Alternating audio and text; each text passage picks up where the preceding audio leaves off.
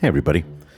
I've been getting a few questions about should I start Throne and Liberty? Will it be too difficult? Will I be too far behind in the content that's out there? Should I wait for a certain point before jumping in? And the reality of it is jumping in anytime, especially with the catch-up systems, is incredibly easy, right? Even with a new map coming out, even with everything going on, none of that's going to actually slow you down towards going through the current tier. And even when we move into tier 2, you're still going to see that the catch-up systems / farming systems are going to allow you to be able to get the gear readily and free to play, right? Really, there's 3 things that you're really farming for if you're farming in this game, or grinding, right? Which is your mastery, which is through XP, and then of course your skills, which is through also grinding and collecting pages, and then lucent by selling items that you pick up, and also the traits that come on those items. So why do people spin in this game? Well, the easy answer is just immediate access to things that they want to have drop. So they go on, they take a look at Questlog GG, they get this blow your balls off build, they're like, oh, it's amazing, let me just go buy some of the pieces for it, right? So you guarantee that you're getting to that power level that you want to as fast as possible. But the issue is this is kind of just a jumping off point. So if you look at like the Nirma shield here, 9k. Well, if I want to buy the Nirma shield, I'll jump on here, scroll down, get a hold of some lucent, and see that very quickly, well, 6k is $100. So what, $150 just to start off for one shield? It's a lot of money. Not even to include the fact that you're going to pay a pretty good amount for all the traits for a shield like that, right? But there are ways to farm it without having to immediately jump in and start spending money. You shouldn't spend any money, actually, because the bosses are actually on peace wars. You can go down there and just fight the boss as long as you are geared up and tuned up to be able to do as much damage as possible. You're going to increase your chance to be able to get that drop, plus a drop box, for example, that might be able to give you that piece as well. So let's talk a little bit about what are we going to gear up for and what are we going to start farming.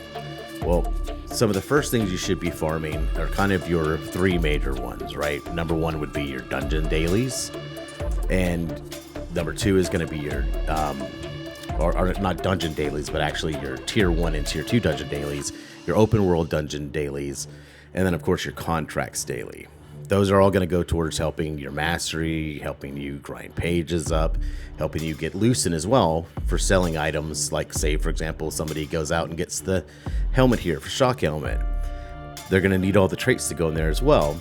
So you're going to be able to help break down these traits and sell those traits for different items that drop for people to complete their tier sets. So it's kind of like a trade out system. You're working on your tier sets. If you're not getting this specific one, you're helping by providing the traits for these people.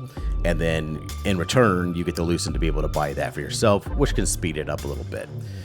There are really good sympathy systems in the game that allow you to be able to farm and grind in certain areas, receive tokens, and those tokens can help you be able to buy the pieces that you need.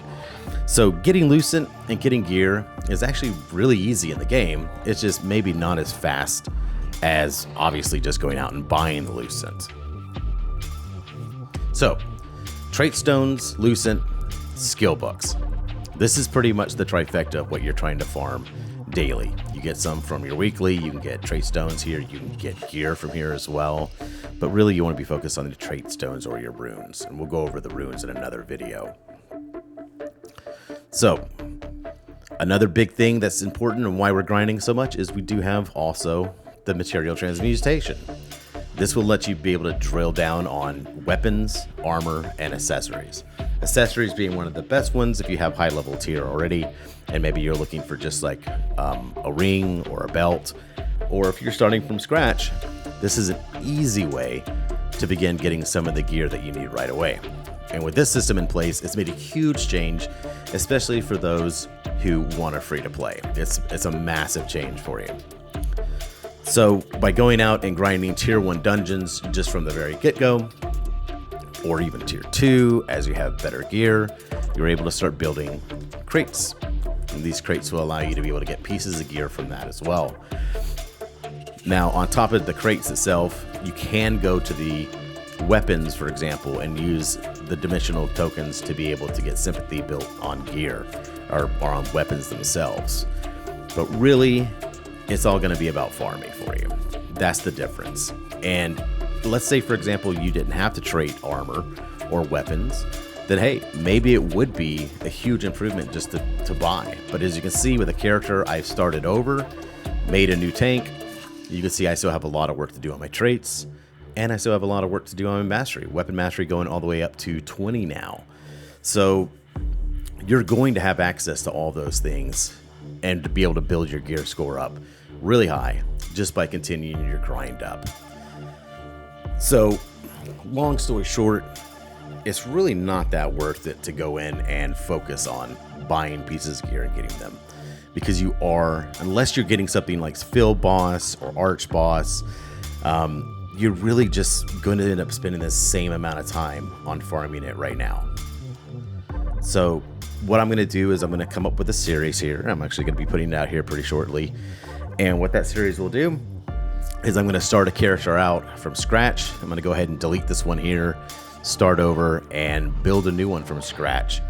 I've done it a few times, and I will specifically go for a DPS class to kind of show you how to quick farm Field Boss gear and to be able to get way better access to that. I currently have an alt that I run that's specifically for DPS on Field Bosses, and I'll be building something similar to that, and then showing you how to kind of run two classes as well.